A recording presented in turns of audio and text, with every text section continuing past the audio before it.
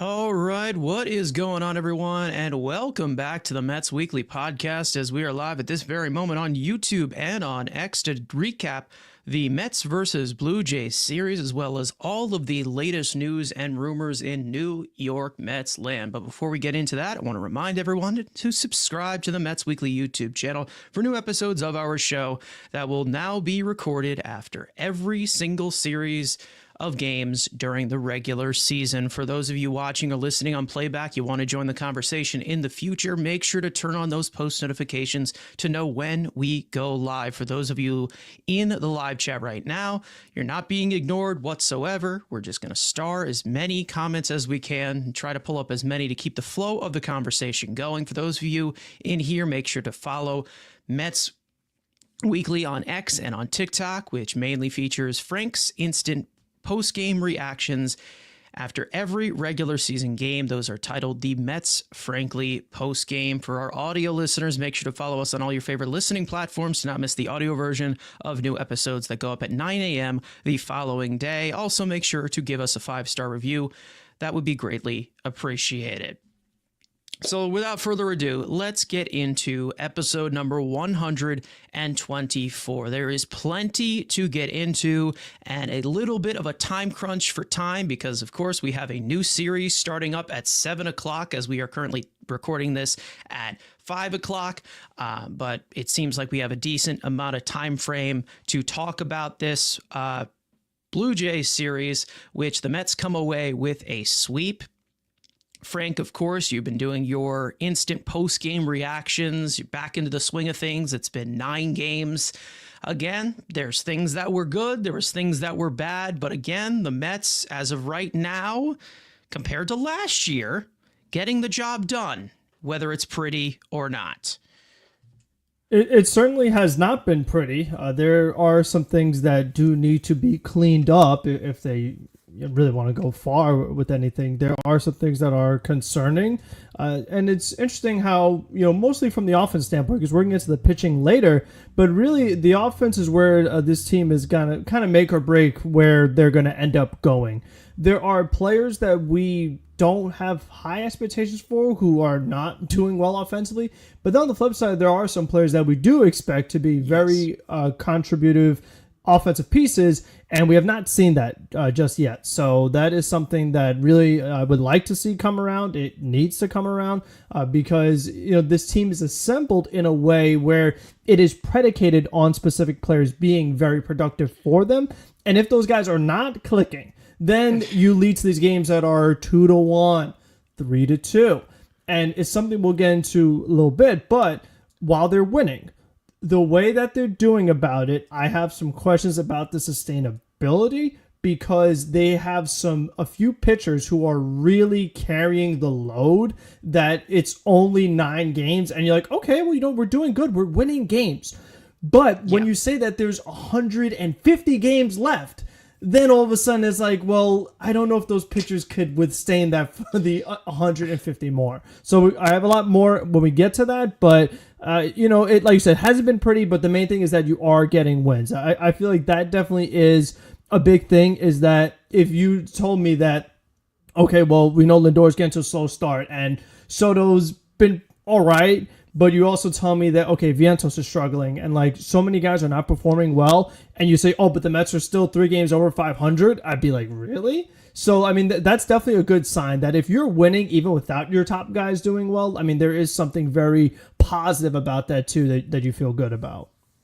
Yeah, of course. They went on to do a lot of these stretches last year where they were getting like nothing from parts of the lineup.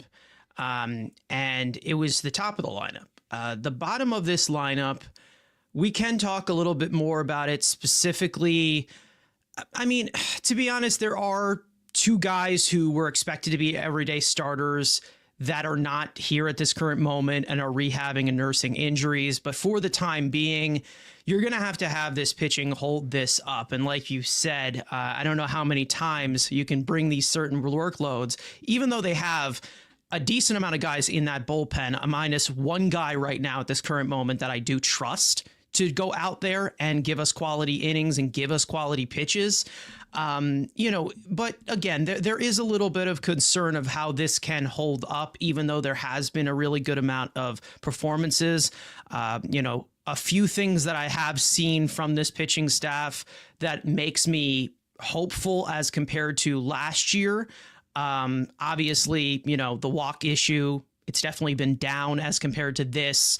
The base runners have been limited enough, especially from the bullpen. There's a lot of different things that you can pickpocket out of here and, that do need to improve on, because this does not look like a finished product team that's ready to win a World Series right now. I'm being a little bit patient in that way, but also pointing out some things that do need to be cleaned up eventually if they're going to actually sustain throughout the stretch of the season. And like you said, where there's some workloads from some of these guys who are going out there and carrying a lot of the weight, specifically the bullpen. The bullpen is pitching an insane amount of innings because we've had, like Stanley is saying right here, I'd like to see a starting pitcher go at least 6 innings. I'm pretty sure that's only happened once this year. I think it was David Peterson against Miami. David Peterson yesterday, he was not able to go that 6 innings because of some peculiar stuff, which, we can get into from 2 different angles, because, again, I was at the game yesterday and I didn't really see as much of the context up close of what happened with that whole situation with David Peterson. It seems like he's fine right now. But from what we saw from Carlos Mendoza, he said that he was feeling nauseous just like at some random point after he threw a certain pitch in that 5th inning. And then there was just some, moments to catch his breath, and then they leave him in. I don't know. Again, I was a little bit at that current moment that they were leaving him in, because I was seeing a lot of people on Twitter saying it, like, if he's hurt, why is he still pitching? He should be coming out of the game. But then I'm like, okay, he's staying in the game, so he's probably not as banged up.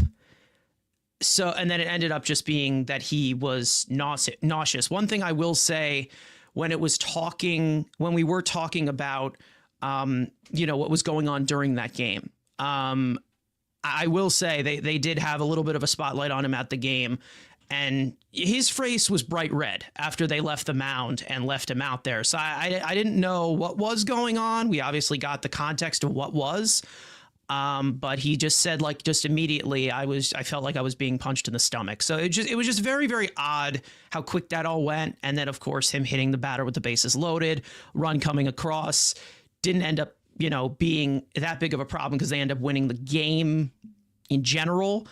But again, the length from the starters, I'm hoping to see a little bit more of that from a guy like MIA coming back. And then once the pitch count limits get off of guys like Senga. But I would say from your angle, I don't know if the broadcast was talking about it specifically. It looked like to me, I don't know, like, initially, he looked like he was after that stoppage there. Like, every pitch that he threw, I think he threw, I don't know, was it 1 or 2 warm-up pitches or whatever? He was wincing a few times. So it didn't look like he was comfortable, and it turns out he wasn't. So. Yeah, it was a very weird situation. I thought that he was injured, to be honest, just because I really just didn't know what was going on, especially like the way he kind of leaned over. I thought that maybe it was something in the side, because we know 2 guys on the team have an oblique. I thought it might have been a back. Obviously, we know Dave Pearson had hip surgery, 2 seasons ago. So yeah. I was wondering, like, could it be something in that area? But it ended up not being, and it was just very interesting to me that they were saying on the broadcast the entire time, gee, he looks uncomfortable. This doesn't really look like David Pearson. Oh, like, there must be something bothering him. Oh, he's wincing. And it's like they kept saying it over and over. And then even with the warm-up pitches, Gary's like, oh, yeah, he's coming out of this game. And they're saying, oh, he doesn't look comfortable. And then they say, oh, no, he's staying in. And then you see him walk the batter, and then they're like, okay. Well, now he's going to come out. No, it's just a mound visit. It's like, okay, and then he hits a batter, and you're like, what is happening here? So there definitely was dialogue on the broadcast. So obviously I wasn't there to hear it. So again, yeah. So it was because I don't peculiar think from he that side. threw Okay. a strike after that No, I whole don't think instance. so. I'm pretty sure it was No. like a walk on 4 pitches. And what was so weird to me is that we're talking about how he was missing arm side. Like, he really was struggling against the right-handed hitters in the Blue Jays lineup, which the Blue Jays purposely stacked a bunch of righties, but he kept missing outside to those hitters. And then he was doing the same thing following that, like, injury, nausea, whatever it was. He was still doing the same thing. So you're just seeing that happen over and over. You're like, wow, he really just does not look comfortable. And what I find so weird is that it's like, okay, he has nausea and blurred vision. And my thing is that if you're a pitcher, you kind of need your vision so you can see the plate and see where you want to throw, because I'll tell you what. Major League had a whole thing about, what was it, Ricky Vaughn, he needed glasses, and he was so wild that he needed glasses. Like, this is a thing. You need your eyes to pitch. It's a thing. Exactly. So if the pitcher can't see, why would he continue pitching? And you know what? With how much he kept missing and couldn't throw a strike, he looked like a guy that couldn't see. So it was just very confusing to me. And then today, Carlos Mendoza had his press conference, and they said, how's David Pearson doing? And they said, oh, he's good. Everything is all right. And they say, do you know, like, what caused that? And he's like, no. Like, that's not something that normally happens. It's really weird because, number one, it doesn't normally happen. And then now that it did, you don't know how it happened. Like, how do we know this is just going to randomly come back? So it was just, the whole situation was just very confusing to me. Yeah. And I would just say that, generally speaking, though, it's just not a good idea. If your pitcher is not feeling well, whether it's injury or nausea or blurred vision, they probably should not be pitching. And it was really interesting, too, is that they had Max Kranick warming up in the bullpen, and they're like, oh, well, maybe Hefner is coming out to the mound to give Kranick some more time to warm up. But then they mentioned the point that if a pitcher comes out via injury, the next pitcher gets to warm up as long as they need to. So you don't need to buy more time if you're taking him out due to injury or ailment or whatever it is, illness. Like, you could still do that. So, I mean, even that point was very confusing. And it's like, what bothered me the most, though, is that as he's pitching and as he's throwing his warm-up pitches, the broadcast is like, he really doesn't look well, he really doesn't look well.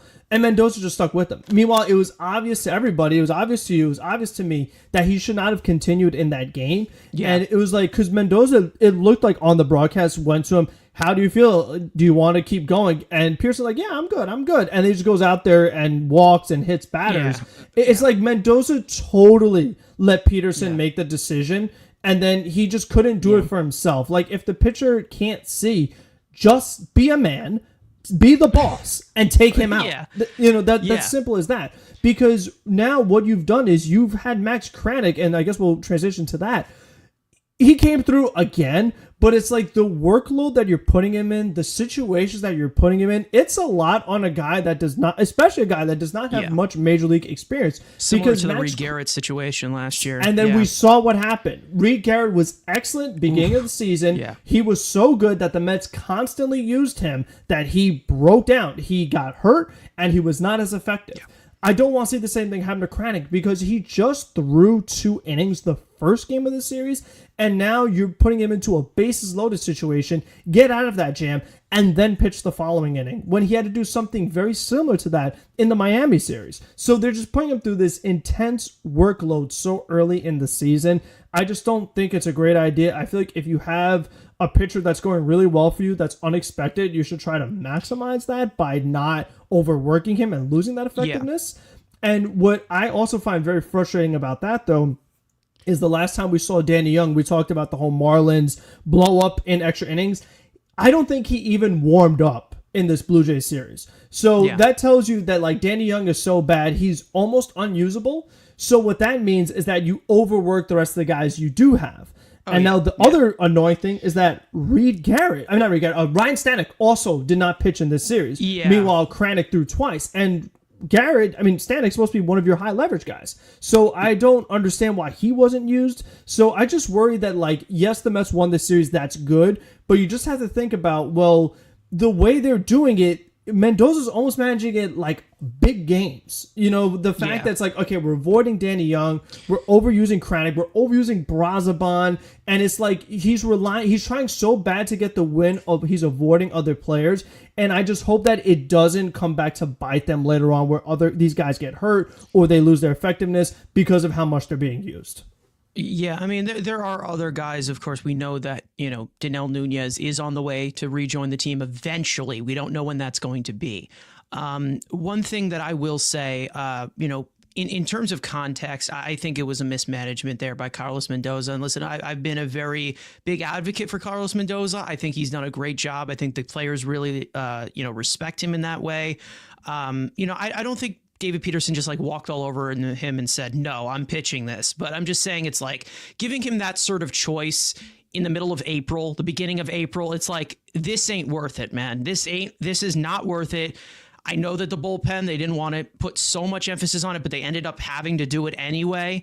We all know how this rotation is built, especially with the subtractions of injury with Montas and Mania, where, Mania and Montas, both of them last year, I think, pitched the most innings out of like anyone in this rotation. Maybe Canning pitched a little bit more. Maybe you mean Sevi, right? Not Montas. Severino. No. I mean, like of this rotation we have set this year, last year, their innings. So Mania, he had like, what was it, 181? Yeah, he had a Montas ton, had like 170. He made all the starts. Yeah. So again, it was, you're not getting those sort of innings from those arms that you expected to go a little bit more 6-inning distance than 5-inning distance. So right now you're kind of stuck with, no, not stuck with, but you're kind of in a situation where you have Clay Holmes, who's adjusting to being a starter, Canning, who we know is going to be a 5-and-fly type of guy, even though he pitches a lot of innings and is relatively healthy. May have jinxed him there. Senga, of course, on a load management as of right now. So again, it's one of those things where like David Peterson's kind of looked at as the guy to go multiple innings and go deep into the game. He wasn't able to do that. We know I have a certain history with David Peterson. I've had strong opinions about him. I've come along with him because he has definitely developed into a very quality arm. So hopefully he's all right. And hopefully he's able to make the next start. Because again, we are kind of, dipping into the depth already with 2 starting pitchers out. We know that Blackburn, technically 3 with Blackburn, even though we don't love him, he's out too, because he'd be next man up. He's out too. He still exists. He's kind of like the 6th man right there. And every year we seem to have Tyler McGill in this rotation. So because of some injury at the beginning there. So again, I was fine with, because when it comes to pitchers, it's a different situation of, they know their body better than anybody else. We've talked about this with Jacob deGrom. We talked about this with whether it was Marcus Stroman or talking about Max Scherzer or Justin Verlander. Like when they see something that's not right, they cut the cord or they're able to keep going. So I'm fine with David Peterson shaking it off and saying, okay, I'm good going through with this. I'm not okay with Carlos Mendoza kind of letting loose on it in the middle of April. I think the context is what makes this bad, because it's not even middle of April, the beginning of April. Like, you're 9 games into the season here. There's no reason to push this as strong as you can. If you get 5 innings, great. That's fine. And I feel like those reinforcements didn't have to be forced in, or the lack of reinforcements had to be forced in as it was, even though the bullpen has been great. Workload is definitely something to look out for. And it might be something that affects them towards the end of April or towards the end of May or something like that. I'm not trying to have a gassed bullpen by, the middle of May. It's something that I don't want to see. But other than that, we know that the bullpen has been phenomenal, and I do want to get into it eventually. But I do want to recap this series, obviously, even though we are kind of doing a little bit of complaining in regards to how it was managed with David Peterson. But in good news, because we need to kind of flip this positive, because some people say we're negative all the time. Whatever.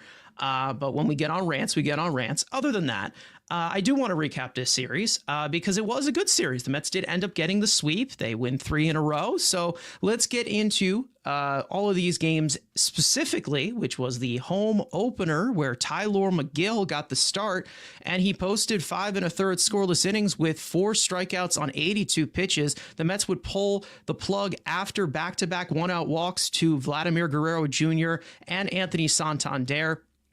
and hand the ball to Reed Garrett, who would finish up the inning with back-to-back strikeouts. AJ Minter would toss a scoreless seventh, and Max Kranick would continue his phenomenal start to 2025 with a scoreless eighth and ninth. On the offensive side, the big guy would remain hot. More on him later, following up with following a leadoff hustle double by Francisco Lindor, Pete Alonso would half swing his third homer of the year to right field to give the Mets a 2-0 lead in the first. Kevin Gausman would settle in from there, but would be pulled after a one-out walk to Francisco Lindor in the sixth. Toronto was looking for the lefty-lefty matchup, and they failed miserably. Juan Soto would plate Lindor on an RBI double to make it 3-0 Mets. Brandon Nimmo would plate Soto on an RBI double of his own to make it 4-0. Starling Marte would add to the lead with a sacrifice fly to make it 5-0 Mets. The top five of the Mets lineup would be responsible for all the scoring, driving in, facilitating all runs on just 4 hits to secure a 5-0 shutout win in the 17th home opener of Citi Field. Game 2, Griffin Canning would make his home debut and go just 4 innings with Toronto making him work all night. Just 1 earned run with 3 walks, 6 strikeouts on 89 pitches. After back-to-back base runners allowed in the 5th, the Mets would turn to Jose Butto, who'd allow that earned run to come across, being charged to Canning, limiting the damage to end the inning, but run into some trouble in the 6th as Bo Bichette would give Toronto a 2-0 lead on an RBI double. But on the offensive side, there really was not much for a while. The former Met, Chris Bassett, would toss 6 2/3 scoreless innings. The only bat that would get to him all night was Jesse Winker, who would eventually come through with a huge RBI triple to drive in Juan Soto and Francisco Lindor to tie the game up at 2 as part of a 3-hit game for Winker that also included another triple and a double. On the back end of another brilliant outing by Huascar Brazaban of 1 2/3 innings scoreless, and Edwin Diaz working around back-to-back base hits in the top of the 9th. The Mets would get to work in the bottom of the inning, a 1-out walk by Jose Siri, and that he would eventually take second on a wild pitch, a pinch hit single by Luis Torrens to set first and third with 1 out for Francisco Lindor, who would deliver the sacrifice fly to center field to win it for New York. And despite going 2 for 13 with runners in scoring position, the Mets would score 3 unanswered runs in the final 2 innings to secure the series victory in Game 2, 3-2. Game 3, David Peterson would take the mound for his second start of the year, as we were talking about, dealt 4 great innings, but ran into some trouble in the 5th after a leadoff double to Tyler Heineman and 2 out walks to Vlad Jr. and Anthony Santander.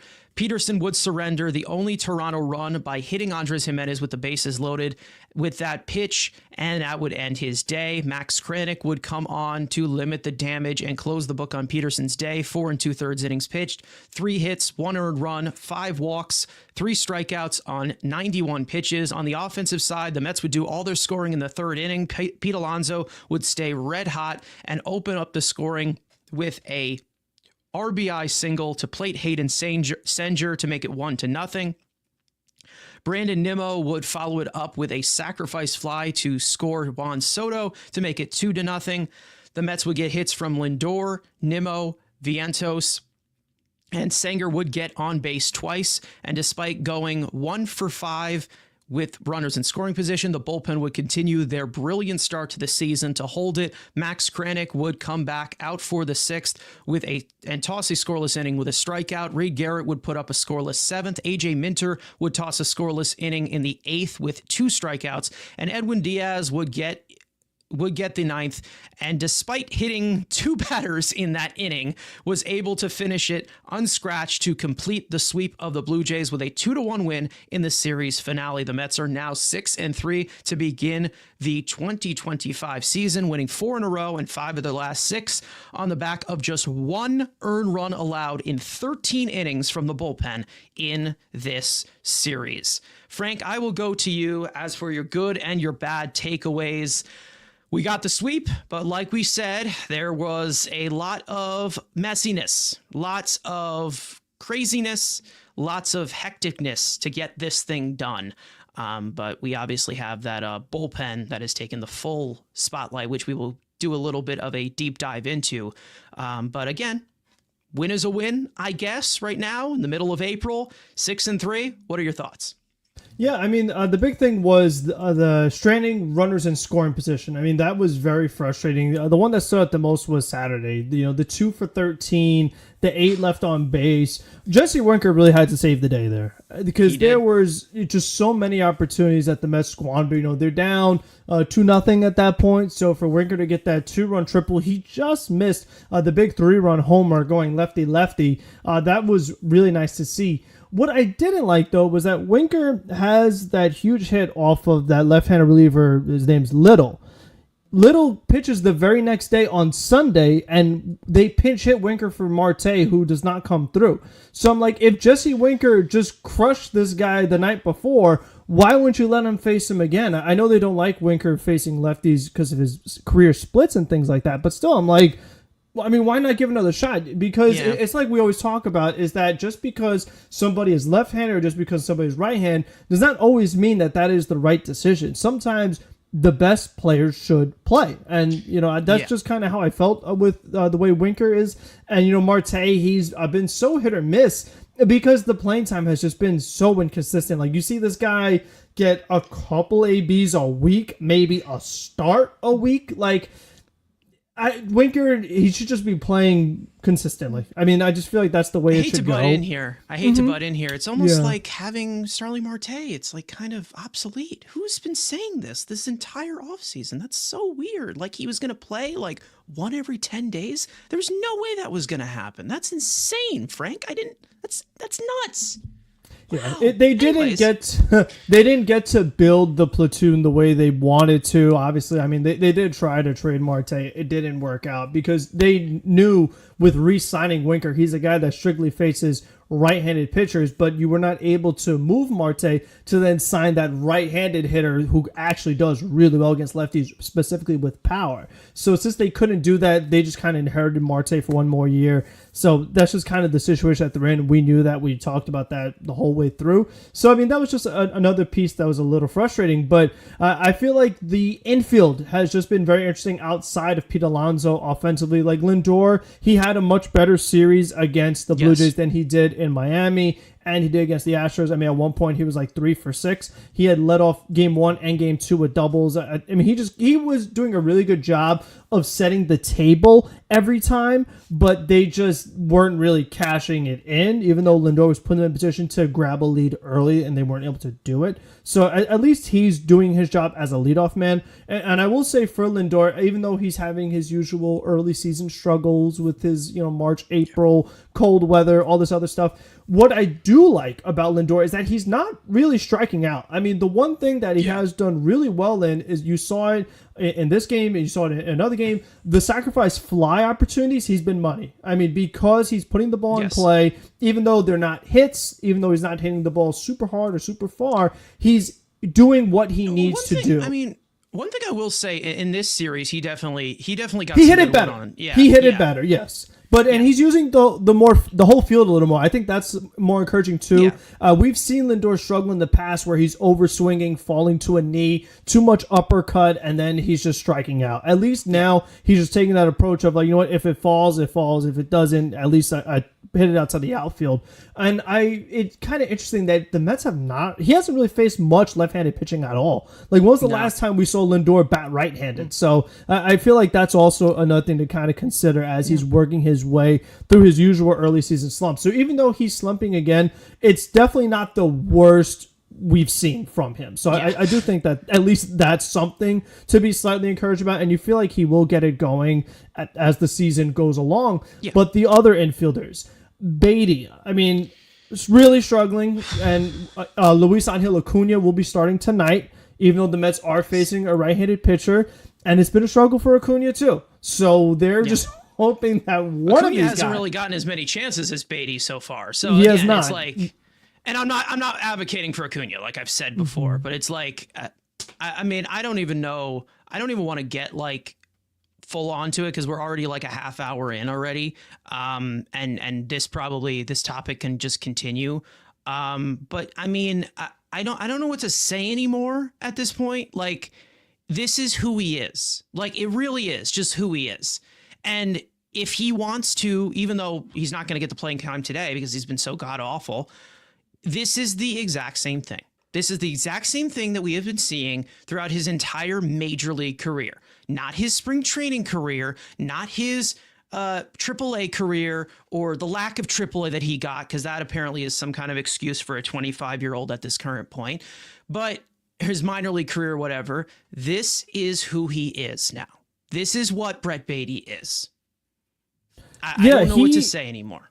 He hasn't drawn a walk yet. I feel like that's pretty alarming too. I mean, even Acuna's drawn a walk. Even Jose Siri has drawn 3 walks, and he's someone who is a terrible OBP guy who does not walk. He's walked 3 times, and Baty has not. He's striking out a ton. He looks lost at the plate. He's late on the fastball. Even too many times with 2 strikes, he's taking strike 3 called. So he doesn't look like he has much of a plan right now. Not much of an approach. Here's some numbers for that, because I do want to put it in here.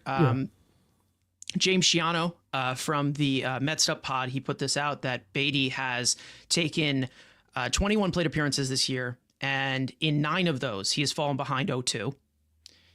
He has not been ahead 2-0, 3-0, or 3-1 once. It's just an awful approach from every single pitch that this guy is facing as of right now. It's just like, again, it's just not competitive. It isn't competitive. And for the fact that he's not even batting 9th, like he's not in the 9 position. He's getting a decent amount. Like he's getting that bottom half of the middle third, so, like 7th, 6th. Like he's getting a decent amount of plate appearances. And it's just not, it's not translating because, again, the hitting tools that he has had, that he showed at the major league level against major league pitching, it's just not good enough. It isn't good enough. It hasn't been good enough. And listen, I don't say this to be an asshole. I don't say this to be mean or bash my own player or root against my own player. This is just the truth. All right. We play our intro before we start our show every time. And it says, our podcast is from brutal, honest Mets fans, because we're brutally honest this way. We're not saying it to be assholes. We're not saying it to troll or anything. Straightforward. Brett Baty's not a major leaguer. He isn't. And maybe he proves me wrong tomorrow or whatever. But again, even if it does happen, like, is that going to consistently go? And this is the thing. It's another topic that we can branch this off to, of how I see Mets fans getting upset. It's like, oh, Vientos is just as bad. Why are you guys so upset? Why are you not getting going at Vientos as much as Baty? I'm sorry. Did we not see the season that Vientos had last year that he actually proved in the major leagues in less time than Brett Baty? Like, come on. Like, this is the thing. Like, there's a certain standard here where Brett Baty has not shown anything at the major league level. Like, I don't even know what to, I don't know what to say anymore.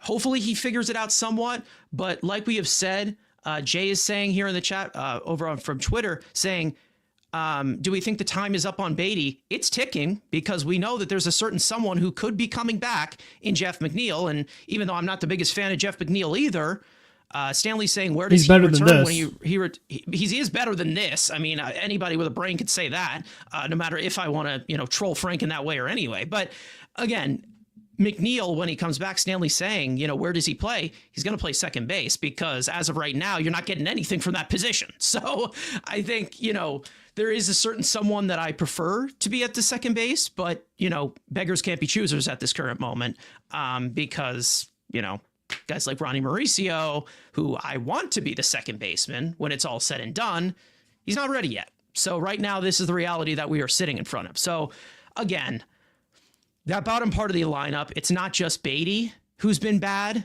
Again, they made some changes to it for today's lineup. But I mean, it's very both catchers have been fine. Yeah, both catchers have been good. Yeah. They've been better than him. So I mean, you have who needs Francisco Alvarez, right, Frank? I mean, listen, the Mets catchers are in a much, like I said last episode, Yes. they're in a much better situation this year than they have been in previous years. That is for sure. So, I mean, that's encouraging to see. But also, even the combination of Siri and Taylor, even though Siri does stuff occasionally, it's still not quite enough when you have that combination of Beatty, Acuna, and Vientos. And Vientos, he's really going through it. I've never seen him visibly as frustrated as we've seen him. We saw it the other night against the Marlins where he's just kind of throwing himself in the dugout. Yesterday, after one of his strikeouts, he was really just like kind of muttering to himself, just kind of throwing everything, all the equipment down, just like, what is going on right now? So mentally, he's definitely showing that he is frustrated. He knows that he's capable of being a lot better. So we'll see. Like you said, he has more leeway because at least he had not only a great regular season, but also how amazing he was in the playoffs. So he's handled the biggest stages you could pretty much possibly have with flying colors. Beatty, once spring training ends, it's like the clock strikes midnight. So we haven't seen that yet. And like you said, he's gotten opportunities, and this is his I think his last chance. I thought last year was, but this year is like really his last chance. Once McNeil comes back, if Beatty hasn't shown anything, why would you keep him? Acuna, like we know, better, like we saw about better defense. He gives speed on the bases. He plays the multiple positions, plays second, short, third. We know Beatty doesn't play short. So it's like Acuna just has so much more going for him as a bench piece. So it's just definitely been frustrating. But like when you have those guys batting back, like this is what I mean. This is what I mean. Like that. Yes, Vientos and Acuna have been awful, just like Beatty. That's true. But again, at the major league level, Vientos at the major league level, in a totality, he was great last year. One of the main reasons as to why we made that big run last year. So we have faith that he can get it going. Acuna, haven't really seen much playing time from him. Last year, showed a decent amount in 14 games. So we kind of need to see him play. And this is the main reason as to why I didn't like having Beatty and Acuna being the platoon in the first place. But again, that's a different story. With Beatty, his entire major league career, he's been terrible. He hasn't been good. He's been, as when he's gotten the regular playing time and he's gotten that chance, he hasn't ran away with it. And he was supposed to be the guy with the biggest expectation. It's just, again, this is what we're seeing. It's not, me making it up and me saying I just don't like Beatty. This is what's happening. It's like this is what you're seeing with Brett Beatty. Like, I think this has already been established. He's 25 years old. He's not a prospect anymore. He was expected to be, the big one out of all the young kids, and he's progressing the least out of all of them. So I don't know what to say, because again, it's not even about the results with Beatty of like, okay, he's 2 for, what is he? 2 for 23, whatever. 2 for 21. Yeah. 2 for 21. It's not even about those results. It's the fact that I'm seeing the same thing. I'm seeing he's hitting the ball on the ground a lot. I'm seeing him whiff at every fastball, out in front and all the off-speed stuff, not taking competitive ABs. I'm also seeing him still taking the inside pitch to the opposite way. So he's getting jammed and popping the ball up. The only thing to hang your hat on right now, to be honest, I mean, I don't know. What is he like? They said he was like 68 percentile in hard hit rate. But here's the problem. Seeing including his quality of contact, ex-WOBA, this is what we like to use for it, he is in the first percentile. So what does that tell me? He's popping up and he's hitting the ball on the ground. So again, you could hit the ball hard, but if it's on the ground, it's not going to do much for you. Yeah, that was our whole thing with Eric Campbell. Remember that third base prospect? I mean, I'm not saying he's Eric Campbell. Maybe he is. Maybe he's worse. Who knows? But again, yes, the hitting tools have been shown as he has a quick bat. He hits the ball hard, but it's like, this is the same stuff. We're seeing the exact same stuff. And again, the only way that this can be promising is if he's making quality of contact, making these hard outs. Like I just said, a 165 expected weighted on base average. That's the worst. That is league worst right now. From what is it? How many batted balls that he has had? Did you say 13, I believe? Yeah. 13? Yeah. 13. So, again, I just, whatever. This is what, like, this is the same thing. And until we see something different, we can't say anything else, but I don't know if we have enough time to see something different anymore. I just don't. Odd Villain saying Brett Baty turning into Brett Baty again. I mean, we can go on forever about this because, again, there's a lot of anger that's gone towards me on social media about Brett Baty. They came at me too. Yeah, you've had some short end of the stick too as well from that. But it's like, it's not me, just insulting the player and saying I don't like him. And this is all for my ego. This is what I've seen in front of me. This is what I'm seeing from whether you're using the eye test or whether you're using underlying numbers. There just hasn't been enough promising at the major league level. It's just true. It's not me rooting against any of them. Yeah, I mean, an on-base percentage below 100 almost shouldn't be possible. So, I mean, that's where he's at right now because he has drawn a walk. So, it has just been a really frustrating. And I'd say the worst part about it is that this is the worst that he's been. So, it's like, as a lot of times with a young player, you're seeing, okay, well, how are they improving? How are they progressing? This is the worst he's been. So it's like he's supposed to be getting better, yet right now he's worse. So, I mean, that's the other part of it, too. It's also just shades of the same thing that we've been seeing at the major league level to me. Like, it really does. Because even if you were to look at these percentages at high value, because, like, tell me this isn't the same thing. Ground ball rate is about 58%. It's pretty much the same thing, right? Yeah. Chase rate is about, 32%. He is a career like 31% or what is it? Chase rate. Yeah. Oh, it's actually so 33%. And he is a career 32% chase rate. And, even with like first pitch swinging, I mean, there's so many of these different contact rates that are pretty much like the exact same thing in the same sector in this small sample size. So again, you just never know. I'm telling you right now, I think right at this point, it just needs to be established like this is basically him. This is him at the major league level. This is what Brett Baty is. Because I don't know how many times we can do this, especially when we have seen more from guys like Vientos and Acuna, guys like that. They've done more, of note in little time. I don't think Vientos is a hitting failure, like Game for War is saying. I don't think Acuna is a hitting failure because we haven't seen enough of him. Again, what we've seen from Vientos, he's had a pretty good major league career so far. I think that eventually he's going to snap out of it and he's going to be okay. I don't think he's going to get to the level he was last year, but he's going to have to make some adjustments.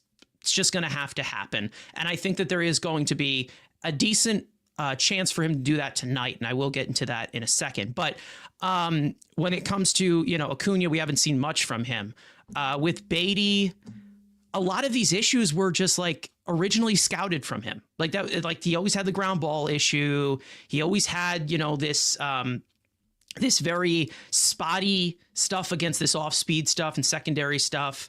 And then he also, like that, that short, short swing that just like, it's very hard for him to, it's very hard to him to get to the ball consistently and actually give you solid quality of contact consistently. Vientos, I'm waiting on that because I've seen more from him. But again, I'm not liking it, and I haven't liked it forever. And then there's a reason as to why I did not raise the flag in spring training. I mean, I don't know what to say anymore when it comes to Brett Baty. Like, this is the same stuff. Like, it is the same stuff. The signs were there in spring training, personally, for me. He still was hitting the ball on the ground a shit ton. A lot of the pitchers he was facing were minor league pitchers, great. and it makes sense because every time he goes to AAA, he puts up amazing numbers because he faces minor league pitchers. And the thing too is that the Blue Jays have a good rotation, But a lot of the guys on the Marlins that he's facing, and we'll see them again this series, they're not that amazing. Like, we still have not faced like the best of the best pitchers quite yet, and he's still struggling like this. So I don't think it's going to get better when you actually do face the Phillies rotation, the Braves rotation, the Dodgers rotation, the Padres rotation. Like, once you face those like really, really good pitchers, yikes! Because like you said, he can't get a half account against the bad pitchers. So I mean, how is he going to go against the good pitchers? Oh, no, Game for War, I understand where you're coming at. This is a whole different topic about the hitting coaching and everything. We 100% agree on that. But with Vientos, I think that there's hitting tools there that can be applied, and he's going to be fine again. But it's just like, and then so this is another thing. M-Easy is making a good point here, where he's like, right now, who cares about Beatty? There's more of a concern with how Vientos is hitting so far. And listen, that's a good point, because we know that Vientos is more seen as a guy who could be a guy for the future of this team going forward. Well, also, like we said, that's the other thing that's a problem too, is that when McNeil is back, Beatty is gone, but Vientos is still here. So it's like, Beatty is like, we're just trying to hope it when McNeil comes back, he can get it done. But it's like, Vientos, we're counting on you. So you gotta get it going, because and someone else mentioned it earlier in the chat. I think it was Ranger Central, that like the Mets not bringing in a veteran to push any of the young pieces. It's like, this is what we got. Like, it is Vientos, Beatty, Acuna. So if all of them don't perform, oh well, there's nobody else. Like, this is who you have. And they had what was it? They had help from Jose Iglesias last year. They had help from with some of the defensive drills and stuff like that with Vientos. They had JD Martinez for Vientos there last year. I'm not saying they need to bring them back in order for them to play well, because if they need someone there to mentor them for the rest of their career, we're going to have an issue. But again, I'm just saying it's that with Beatty, there really was nobody that came up here similar to his type of play style, because we've talked about Gio Urshela before. We've talked about some other guys that we could bring in that can help a play style of Beatty. They never did that, of course, and it's kind of late it's too late at this point. Like, it really is. Yeah. Vientos took advice from Carlos Beltran, and he always said the way that JD Martinez helped him, he did not mention the name Eric Chavez. So, I mean, that's another thing. No one mentions Eric Chavez. Yeah. Again, like, we can talk about this so much. This is another topic for here, but every single praise of the hitting coaches, all I hear is from Jeremy Barnes. But again, Eric Chavez is a genius, so I can't establish anything else besides that. Speaking of genius, actual genius, with no sarcasm, let's talk about this bullpen, which has been phenomenal to start off this year. Now, who knows how it's going to carry out, and I feel like the results as of this point, it's nearly unsustainable what they are doing, how good they have been, especially with the workload of a 162-game season. But I do want to talk about how lethal this bullpen has been and how it could possibly be going forward. Because when you look at it from the lethal weapons standpoint of it, even though you have the results and tools from this bullpen, you've had an 8-man bullpen so far in these first 9 games.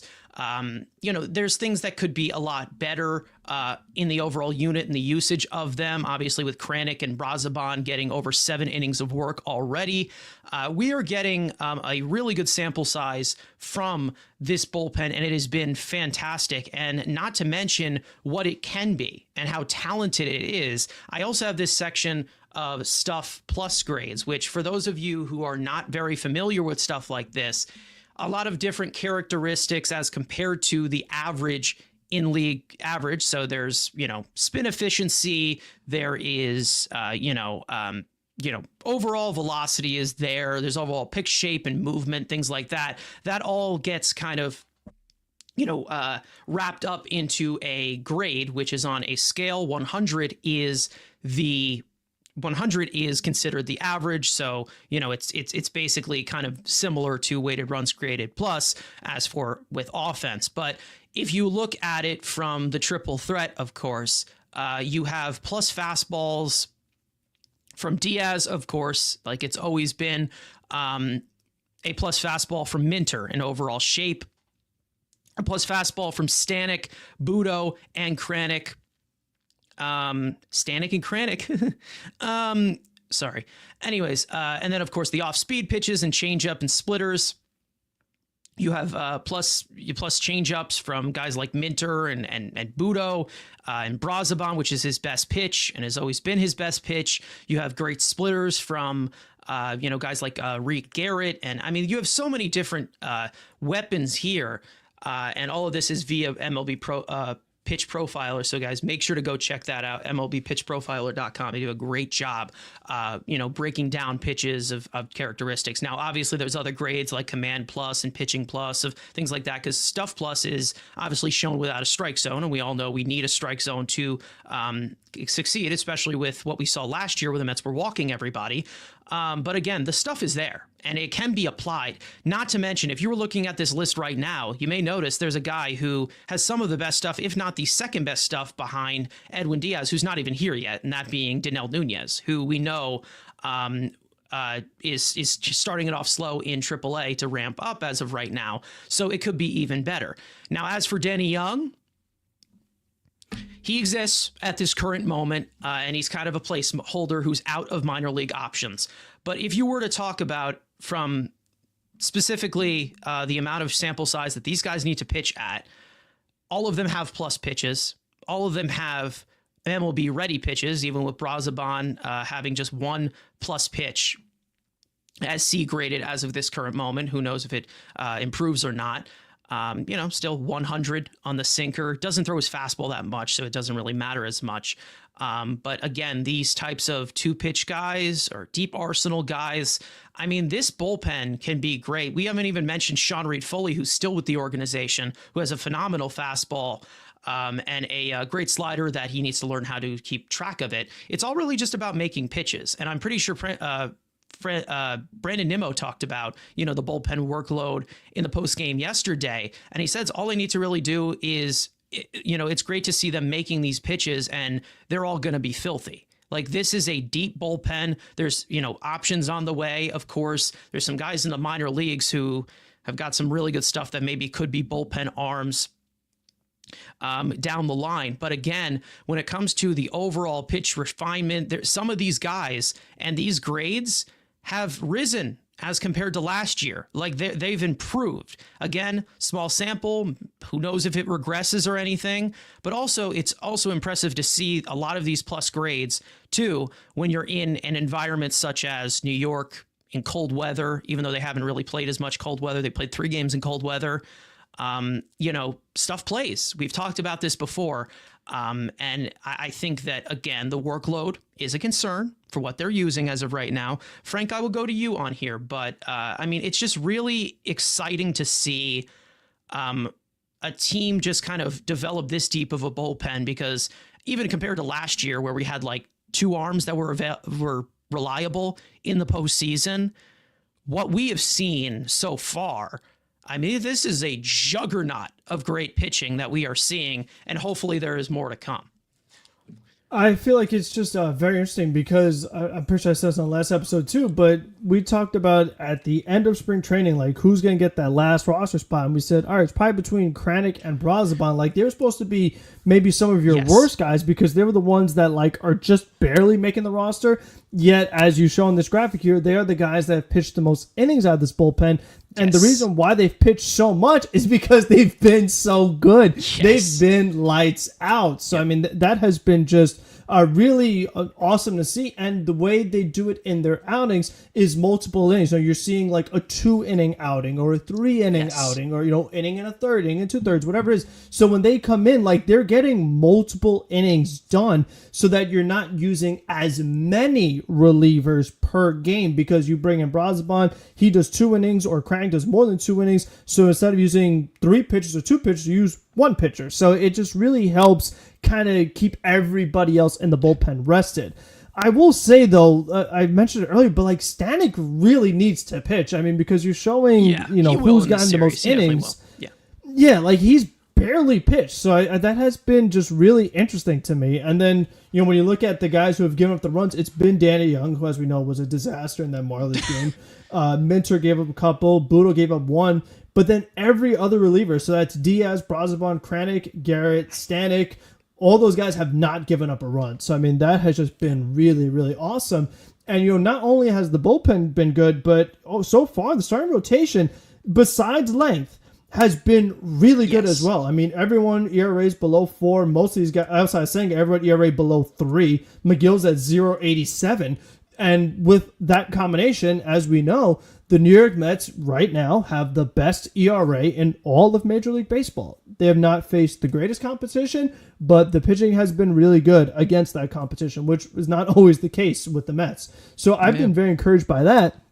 And like we've been saying, there is potential for this bullpen to improve because, to me, Daniel Nunez was their second best, and at some points in the season, their best reliever last season. Yes. And by all accounts, his stuff seems okay. So once he's healthy and used to the because David Stearns talked about it in the press conference today, but with when it comes to someone like Nunez, he's saying that, like, okay, it's much easier in these kind of environments where we're saying, okay, you're going to pitch one inning and it's going to be in the 7th inning, for example. Meanwhile, in the major leagues, you might pitch today, you might not pitch today. You might have a runner on, you won't have a runner on. You may go 2 innings, you may, there's just so many different variables for your body to get used to. You might work back-to-back days. Like, there's just so many different things that could happen. There might be an up-down in there. Like, you come in with a couple runners on, get the last out, then pitch the next inning. So, like, there's so many different things that could happen for a reliever. They're trying to get his body ready for all those scenarios. So you have Nunez in the mix. Take Danny Young out. They get much better. And then for me, something that I've been thinking about is Griffin Canning, who has been really, really good, but he's really not working deep into games. And it seems like once he hits like that 85 pitch mark in like the 5th inning or so, he's running out of gas and he's losing his effectiveness. I think that with the success the Mets have had with these guys, like long relief, middle relief kind of guys going multiple innings in Brazoban, Kranick, and Buto, if somehow they could add Canning as one of those guys too, I feel like that would also be a I hope that might be one more nice weapon. I think you might need to add, at this current moment, I think you might have to add in one of the young guys for that to possibly happen. Like if you're talking about Tidwell or once everyone's healthy, I mean, you could pull something off. Like you need to get Montas back, you need to get MIA back, and then you hope Christian Scott's here at some. Not Christian Scott. Brandon Sproat's here at some point. Christian Scott, you won't be seeing him obviously for the whole season. Yeah. So I'm just thinking that maybe there's an injury. I mean, it's going to happen. So if something were to happen, maybe Canning's that next man up in the bullpen. I feel like he could do a good job there. His stuff has been really good. He's been generating a ton of strikeouts. I mean, so that's really good. Griffin Canning right now, he's at a 9.3 strikeouts per 9. So I mean, that's been awesome. All the Met stars have been getting a lot of strikeouts. So a lot of these guys, that would be very good versatility if you could do that. They can make starts, they go in the bullpen for you, and you can kind of move these pieces around. And it's like we say, you just have to find a way to eat the innings throughout the course of the regular season. So whether some guys have to do it as starters or relievers or both, then that's how you get through the 162. So I feel like the bullpen has been very good.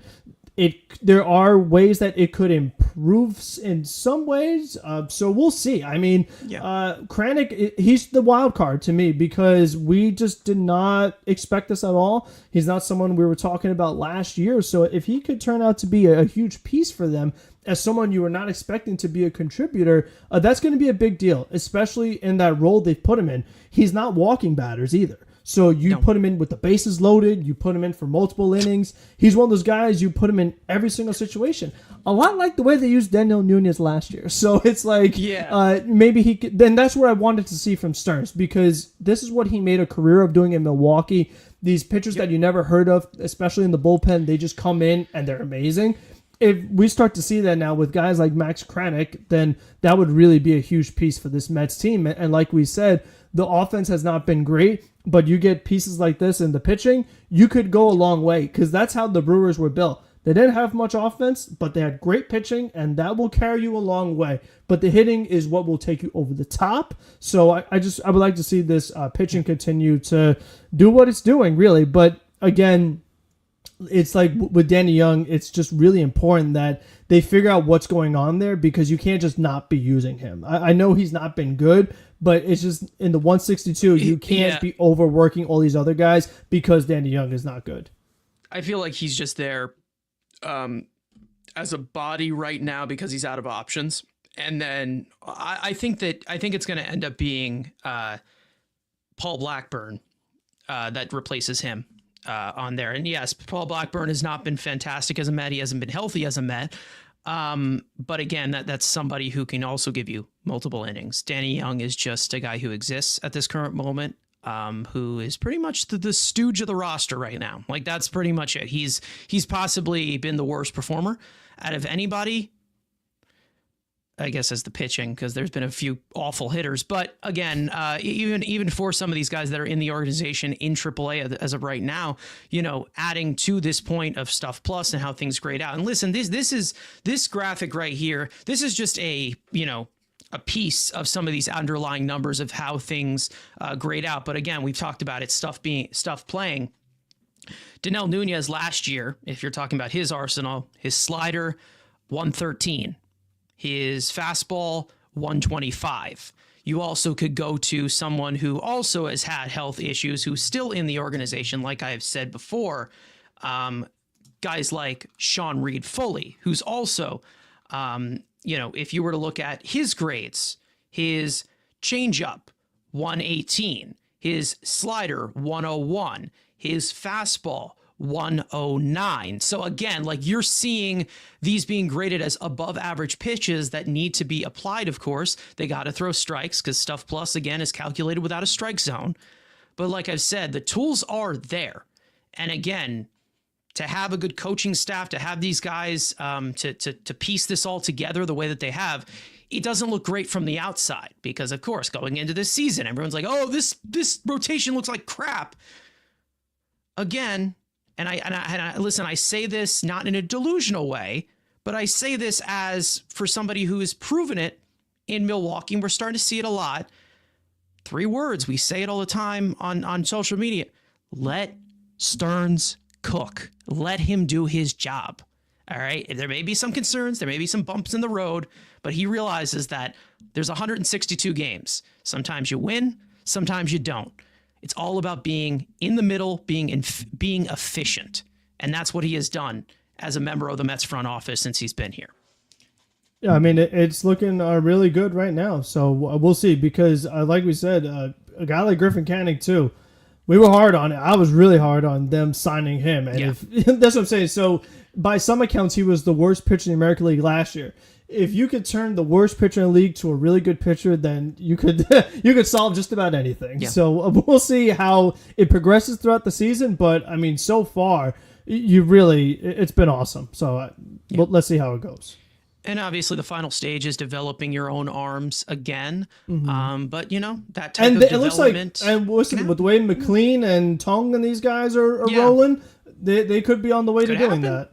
Who knows? You just never know, and it's not really. And Matt Allen, he's got some velo. Matt Allen's back. Matt Allen is back. We don't have to talk to him as a rehab player. Fingers crossed. He did come back, and we actually have that on the screen right there.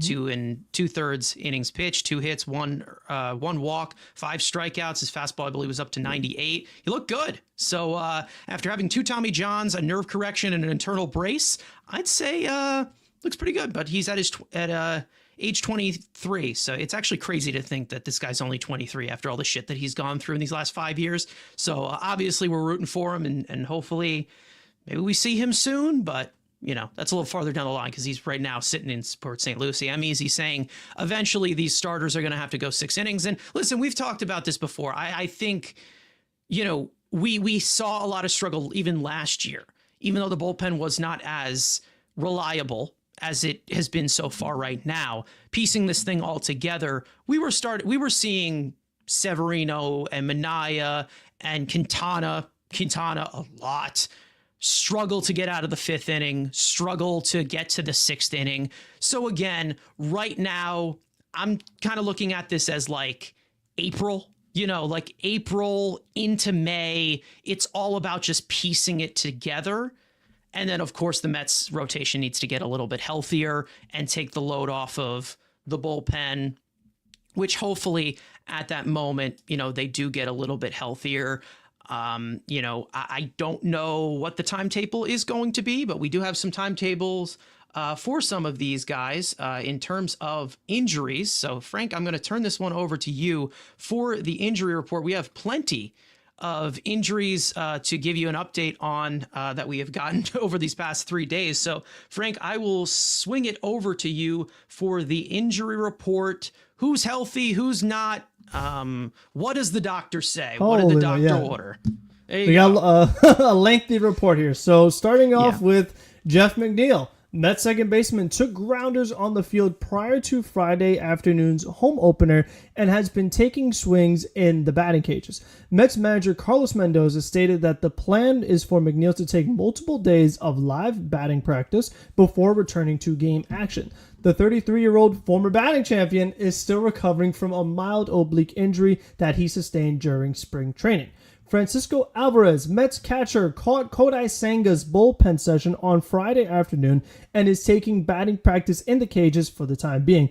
With the original 6 to 8 week time frame, Alvarez is on pace to possibly rejoin the Mets by the end of April, as the 23-year-old catcher continues to recover from surgery that he underwent to repair a fractured hamate bone in his left catching hand. Paul Blackburn, Mets right-handed pitcher, threw a bullpen session on Saturday afternoon for the first time since receiving a PRP injection to treat inflammation in his right knee. Mets manager said today that Blackburn is scheduled to throw another bullpen session tomorrow afternoon, as the 31-year-old is still on pace to return from the injury list before the end of April. Frankie Montas, Mets starting pitcher, started light tossing from up to 75 feet on Saturday afternoon. Mets manager specified that he is still early in Montas' throwing progression, as there is still no strict timetable for his return. The 32-year-old right-hander was placed on the 15-day injury list to begin the 2025 season due to a right lat strain that he suffered in the first week of camp. Daniel Nunez, Mets reliever, has made 3 appearances for AAA Syracuse since being optioned to ramp up for Major League play. Mets Carlos Mendoza stated that the goal is to see how Nunez recovers from different workload before returning, as he's tossed 1 inning, 2 innings, and 2/3 of an inning in each of his 3 appearances. The 28-year-old right-hander missed the entire second half of 2024 due to multiple forearm strains that he dealt with throughout the year. Luis Torrens, Mets catcher, was scratched from the starting lineup on Saturday night due to a right forearm contusion. However, the 28-year-old interim starting catcher entered the game later that night as a defensive replacement in the 8th inning. The Mets' hope is that Torrens will return to the starting lineup in just a couple of days while he's dealing with some typical soreness. So one other note to add on here, Carlos Mendoza today on his press conference was talking about... Carlos Mendoza's saying a lot of things, isn't he? He sure is. I mean, saying that 6 times in a row is not fun.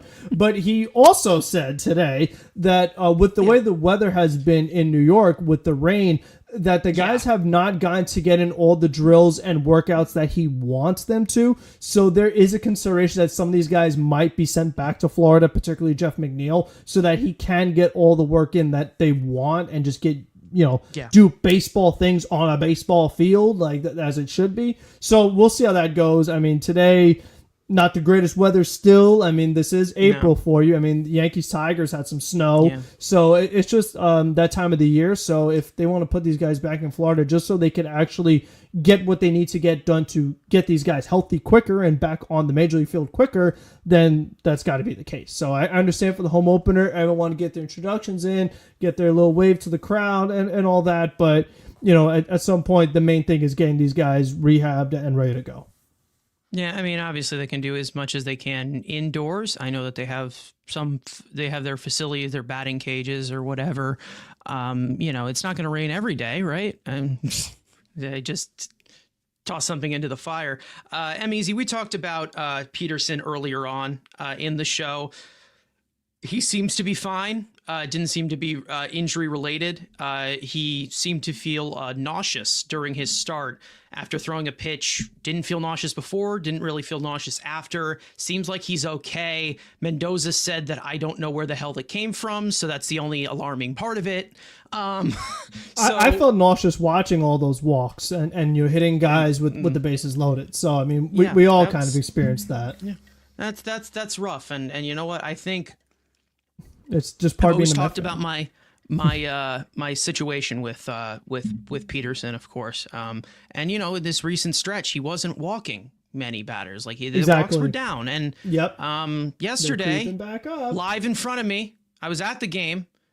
He decided, I realized, Carson's here. Let me remind him of what I struggled with before I made that stride. So, anyways, 6.8 walks per 9 in the first 2 starts of the season. Not great. Not great. Which again, I'm not a per 9 guy at the beginning of the year because, you know, you kind of need a 9 to make the per 9 make sense. But I think at this point, I would have taken him out. We said it already, but it seems like he's okay. We also had a little bit of a weird scare with, what was it, AJ Minter last series where he took like a tumble He just and fell got on a his balk face. or something. Yeah. It looks like he's fine, but it looked like a rough move from the eye to it looked like a rough tumble to take. Recovering from hip surgery. So I think it's fine. Ding ups happen. And speaking of Luis Torrens, by the way, like we said, he should be fine. But we did get notice from Carlos Mendoza that Tyrone Taylor is our emergency backup catcher. So again, it doesn't seem like, since he's saying that Torrens is going to be available tonight. So Hayden Senger, stay healthy, my man. Stay healthy. And also a good series by him against Toronto. He did really, really well. And speaking of, to wrap up this series, because I do want to get into a segment that everybody loves. It's our favorite segment to wrap it up. But before then, obviously, yes, we swept the Blue Jays, but congratulations to Vladimir Guerrero Jr. on his big extension. It was the richest a first baseman has ever gotten, so he will not be going to free agency. And we are going to end up being stuck with the certain someone that we're going to talk about in a second. But I think right now, from what we are seeing, we're good with that for now. Anyways, speaking of overall performances, let's get into everybody's favorite segment, that being studs and duds of this series. Now, there were some performances that were rough. There were some performances that were great. Like we said, the bullpen has been a big factor so far in their success to being 6-3 to start the season. But as for studs and duds, Frank, I will swing it over to you. Your stud for these 3 games against Toronto. Yes, I will take Jesse Winker. I really love what I saw. Yeah. I mean, 2 triples in the same day, plus a double. And, you know, just being able to, like I said, get the hit with runners in scoring position, because, you know, prior to that, the team just going 2 for 13. You know, Nimmo wasting opportunities. Alonso went 0 for 2. Vientos went 0 for 3 with runners in scoring position. So it's like you have so many opportunities and you're down 2-0 in a game you really, really feel like you should win. And then for him to, you know, facing the lefty, which he normally doesn't do, and come through, hit another triple, was really just awesome to see. So I love that. And he got fired up, which, you know, this team needs some fire, even though they may drive you crazy. You need your Winkers of the clubhouse. You need your Jose Sirius of the clubhouse. You just need that little bit of extra energy just to help kind of get you through the 162, because it's draining. So you need those guys that can just kind of give you a little energy boost. So definitely give me Jesse Winker. Yeah, I love Jesse Winker. Again, I think the guy's an incredible character to have around. And I think he's a solid player, of course, for what he gives you. He's not a superstar by any means, but he definitely helps deepen a lineup. And definitely with his plate approach, which, you know, it got off to a little bit of a rough start, but he definitely was. I mean, it was the Jesse Winker show in game 2, because if not, it was going to be the Chris Bassett show. Because the Mets were not really doing much, and Jesse Winker woke everyone up in that cold weather on a cold April night for this fan base, and that's what he does. I'm going to give this, of course, I feel like we're a broken record at this point because we've been doing this back since spring, but Max Kranick, I mean, what else can you say at this point? This guy is just working quick. One thing I will say is that there, and listen, this is just me being critical and me being the very, very, the small mind, the very tiny intricacies that I like to point out. I will say there are some sliders that this guy's locating that's making me a little nervous. But one thing I will say, the arsenal, again, the plus pitches, like we've said with this bullpen, working quick, throwing strikes, trusting your stuff. That's something that we apply. Again, slider, try to get more chases with it and not, get too much of the plate. That's been something that has been a little bit spotty with him so far that I have seen. So I'm just saying it's just, there's a vulnerability aspect in there, but he's been fantastic. We know that he has been. And again, giving you multiple innings in game 1 and 2. I mean, he's been great. Again, another product of this pitching lab that we've been talking about. We're seeing it on full display, continuing his great performance outside of spring training. Beatty, you hear that? Hear that? Yeah. See, I can be an asshole, but again, I choose not to. See, I was very nice. I said 33-year-old former batting champion for Frank, because I knew that he was going to be doing this. So I was a nice guy. All right. Was I nice? I'm not an awful person half the time. All right. Just, I have my moments. All right. Yeah, you could have got me good by just putting something random in there, and I might have read it off. So thank you for putting something good. I do appreciate that. And as the McNeil fan club leader, our business is still doing well. Brett Beatty's, the doors might be closing soon on that fan club. They might have to, everything must go and file just for bankruptcy. Just wait until 2026 spring training, though. Like you're going to be blown away. You're going to be blown away. To make a comeback. Yes. So at least McNeil right now, we're hanging on by a thread.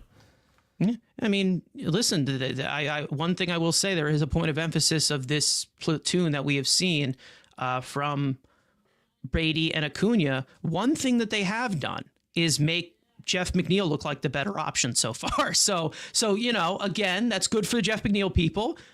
I'm not a fan of Jeff McNeil, but again, we know that he's going to be the starting second baseman when he's healthy. I mean, we established that. We knew that was going to happen. So anyways, speaking of duds, I think that there's a clear one for this one for like all 3 games of this series, I think. I don't know. Is he playing all 3 games? I mean, we already talked about him. I mean... No. Acuna started the first one. Acuna started the first game. Yeah. The last 2 games, very brutal. Very brutal. I think he had one hit. I think one little mushroom dunk hit in game 2. Mm-hmm. But no, Beatty's been brutal. We know that he has been brutal. I think we can unanimously vote that he was the dud of this series. Is there anybody else we can point? I mean, to be honest, Vientos. I was really... Vientos was bad, yes. I think I was... The 2 pinch hitting opportunities for Marte, I was pissed off at. Yeah, I mean, he came away... I mean, that was the thing, too, is that... Yeah. So that game, I mean, it was just so frustrating. Yeah. Like, no one's doing anything good. Then it's like Vientos finally gets on. Beatty finally gets on. He said that one hit he gets, bases loaded, and Marte can't get there. Thanks. That was rough because you felt like it was game over right there because you're like, okay, here's our shot, and he misses that one. So it's more of just the nitpicking of the situation that you're in, like we have talked about it before. This guy's making $20 million this year, and he's on the lower platoon side of a DH platoon. I mean, it's a stuck situation that I just don't like. I've talked about this forever. I'm just not a fan of it. I don't like it. And it sucks because at the beginning of his career, Starling Marte was one of my favorite players in this game. And I feel like I talk about him like I've always not liked him. But it's just the reality of the situation where it's like, this is kind of tying our hands here. Like it really is. And just using him in that small usage for the amount that he is making, for how it's being talked up. Paying $20 million for a good veteran presence is rough. Like, again, yes, we had Jose Iglesias and we had Martinez here, but they weren't making as much as Marte. And then listen, I know we have the richest owner in baseball, but there's situations like Marte where you get tied to these contracts and you have nowhere to go, and they end up being a platoon DH and not giving you any of the value, not even close of the value that you expect from the initial contract that you gave them. He was good with us. He's been a good Met, but it's a situation that stinks. It really is a situation that stinks. I don't know what to say. And it all just piles over when you see him with the bases loaded, the team's not hitting, and he hits a cue shot to the pitcher. And then, what was it, like 4 pitches, and he was down yesterday in game 3. And then he did drive in like the 5th run, I think. And I think people were saying like, oh, he hit the ball 110 miles an hour. I was like, okay, cool. But then I'm like, where'd it go? Like, it just disappeared. Like, it's not, and again, he's not playing that much. But I mean, to cater that, you can't really do that. And, this is the main reason as to why I was all in favor of that move to make for Hunter Harvey. But again, it's one of those situations where, even if he's not playing well, and even if you want to make the excuse that he's not getting the playing time, where the hell he's going to play? Like, we know that he hasn't been efficient against right-handed pitchers for the last 3 years. I mean, since that All-Star season he had in 2022. And then there's lefties where he barely plays. And then, I mean, you're going to sit Juan Soto to cater to the 36-year-old Marte? No, you're not going to do that. But anyways, so Beatty, Marte, but I think there is one other guy that we need to mention and give props to, and that, of course, being our first baseman. Yes, the Blue Jays got to lock down their first baseman.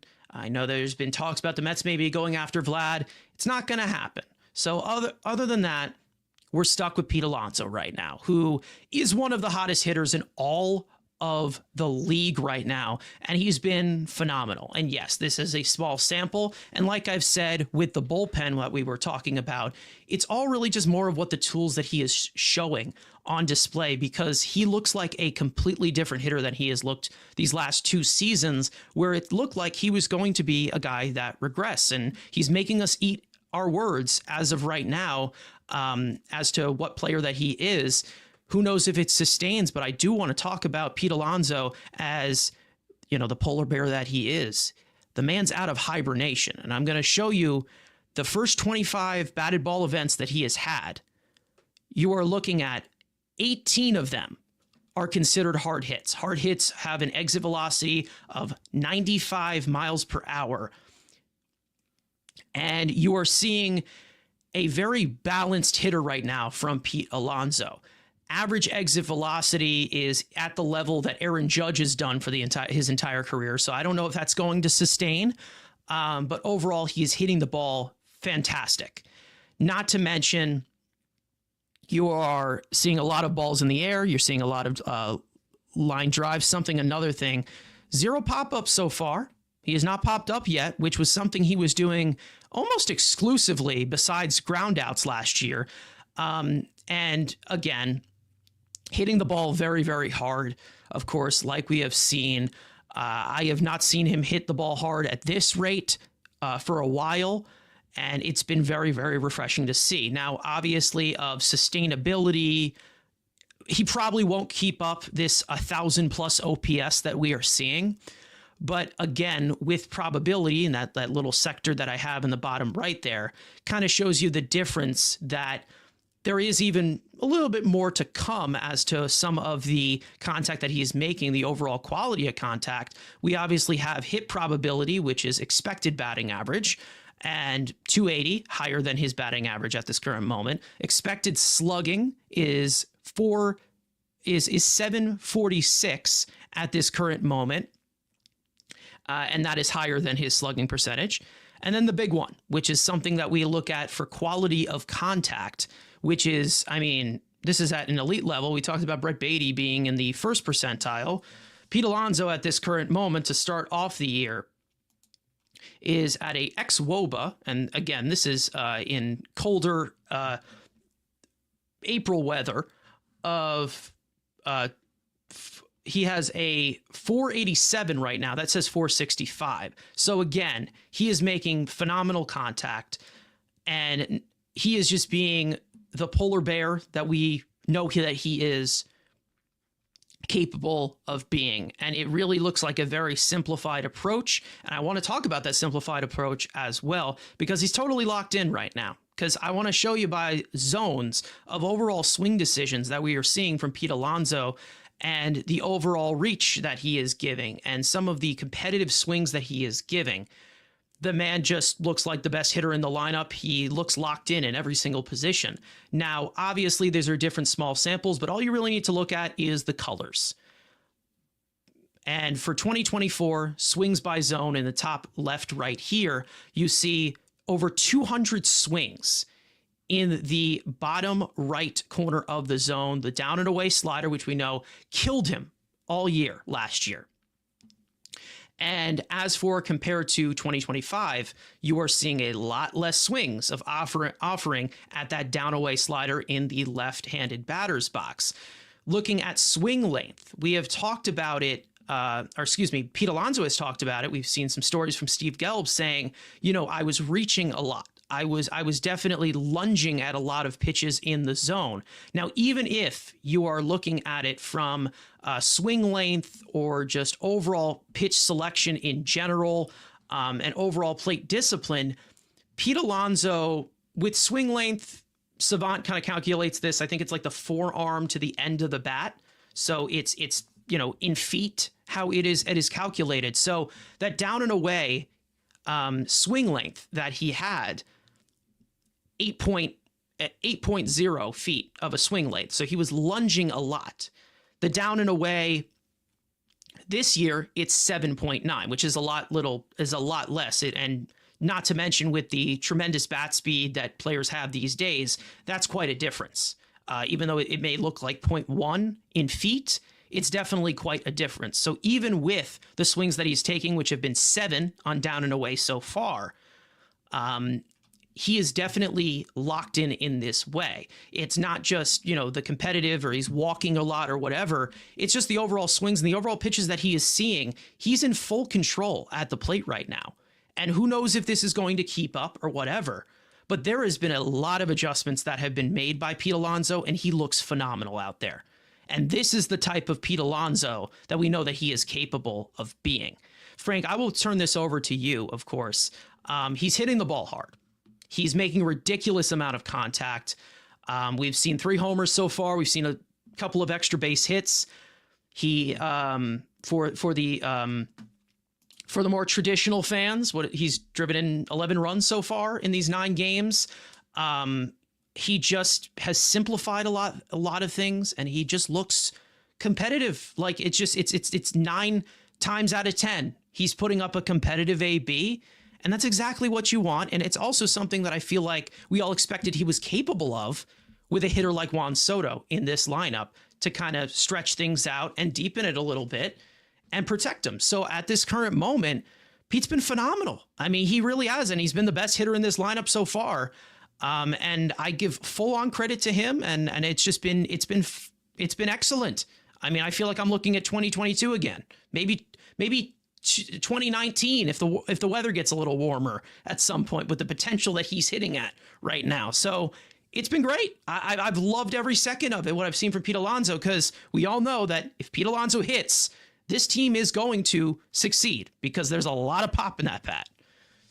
I mean, the big stat for me, too, we talk about the approach and the discipline, 6 walks to 5 strikeouts. That's not something we see with Pete Alonso. So, I mean, that's a really good sign that, like you showed on the graphic, he is not chasing. He's kind of taking what the pitchers give him. If they're not giving him strikes, take your walk. If they're putting in the zone, crush it. I mean, like we say, it sounds simple, but a lot of players don't do it. They showed the graphic. The only 2 active players that have more walks and strikeouts is Luis Arias, multi-time batting champion, and New York Met Juan Soto, who's a legendary getting on base, good discipline, good. Like, players don't do this. So this isn't going to sustain for Alonso there. He is going to have more strikeouts than walks, but so far it is a really good sign that he is doing a much better job of laying off those pitches. And like we said, particularly that slider on the outside part of the plate, he's keeping his balance when he is swinging. He's not over swinging.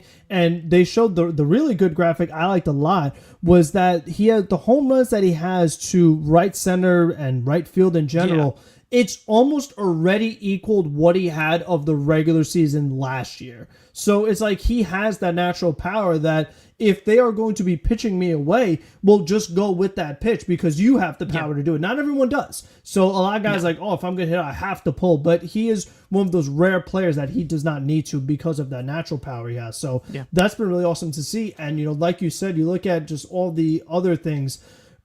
Pretty much every hitting metric you could want is 80 and up. A lot of them in the high 90s as far as his percentiles. You know, hard hit, barrel, bat speed. I mean, everything is just looking really, really good. So I've been encouraged by that. And then you mentioned the runs driven in. He's at 11. Next most is Brendan Nimmo at 5. So he has really been the guy driving in a majority of the runs for the Mets, which is what they want from him. That's what we expect from him. He's supposed to be the guy driving. It was the story of last year too. I mean, let's not forget what he was doing with runners in scoring position. One of the worst. I mean, he really was. So again, it's something that I really do like. I mean, it's half and half in 2023. He was somewhat of himself, somewhat of not. 2024, we know it was not a good year for him to his standards.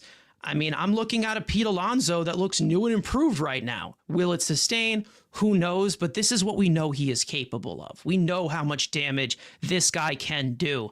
And we've talked about it before. You know, people have gotten on us for criticizing Pete Alonso and his free agency of everything he's done for this team. Again, we have said it time and time again on this show, even if we are tough on him or where we're establishing reality or whatever Andrew does, because he just likes to poke the bear in that way. But again, poke the polar bear. Yeah. The fact that we both thought of that, that's just okay. Anyways, but you know, we've said it all the time. When it comes to Pete Alonso, last year, you want your money, show up. You want your money, show up. Please, we are begging you, please show up. Please, for the love of God, please show up. Because we know we're going to win if he does show up. We know that we're going to succeed if he does show up because he's that impactful of a bat. When we didn't see that impact last year, they had to find other ways in that way. You had to see Mark Vientos, break out for them to kind of, make up for the production they weren't getting from Pete. We know Francisco Lindor had a career year. And of course, we know Francisco Lindor is capable of as the 5-tool star that he is. But again, it just adds a different measure. And bringing in Pete Alonso to back into this lineup and bringing him back and re-signing him, of course, you know, I'm not ready to jump on him and then say, okay, let's give him a 10-year extension because the Blue Jays just did it with Vlad. I'm not here to talk about that right now. But again, I've said it multiple times before. I know that it goes amplified of how Pete Alonso, you know, we had our criticisms, of course. But again, I've also amplified it enough where I'm like, I'm welcoming Pete Alonso back with open arms, but I need to see him perform. I need to see it. It's put up or shut up here. You know, we've gone past that point where in the arbitration years, he could have been extended. It's unfortunate that we couldn't do that because of the ownership that was here, but we're long past it. Like, that's it. This is different. It's a different situation now. We are, 7 years into his Mets career, and we got to see it. And we know that there's going to be an even bigger stage now with this team, having bigger expectations than it did back in 2019 or selling not selling you a bill of goods like they did in 2019, because I'm sure Brody Van Wegenen at that current point believed that this team was going to win the World Series because it was that delusional, and he's an agent and he's got to, make everybody, buy something that he's selling. But again, in terms of, how things go, Pete Alonso is a big part of this lineup. We know that Juan Soto is going to have a huge impact as well. We know that eventually he's going to be fine. I know it's been a little bit of a slow start for him. Lindor, we talk about this all the time. He starts slow. All right. And even though he had a good series in this series too, he looked a lot better. So I don't know if it was just the crowd singing My Girl for him and it got him going, but he's been a slow starter before. we're going to be fine. And if they're 6-3 with this offense performing like this, we all know that there's more that can be had. And obviously speaking in terms of record, we saw people earlier, talking about the Braves. I'm not waking up that sleeping giant yet. I'm sorry. I can't do it. If there's a sign that shows that maybe this is completely done, 1-8's not going to do it for me. I'm sorry. It's just the likelihood, the nature, trash talking the Braves. It never truly works in our favor. It just doesn't. I'm sorry. We're going to have to be a little bit more established in that way. It's still the Braves. That is still a team that is, 6 straight division titles. I mean, they're good. Like, they're good. They're still a really good team until proven otherwise. Maybe they're just not what they were for a second, but again, I'm staying quiet. I'm staying quiet. I'm not doing the small victory lap in this way. I'm not saying, no. We're not doing it yet. I'm sorry. I can't do it yet.